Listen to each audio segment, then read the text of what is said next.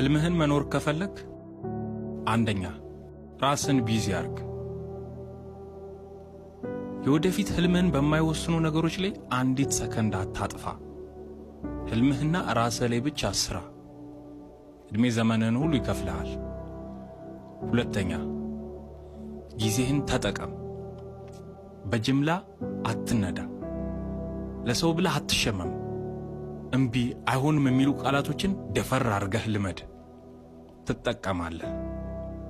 ሶስተኛ በዝምታ ስራ።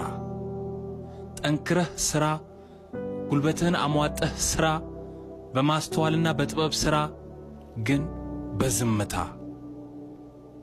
እዩኝ በኋላ ደብቁኝ ነው። ስለ ነገ ህልምህ ለማንም አትናገር፣ አታብራራ።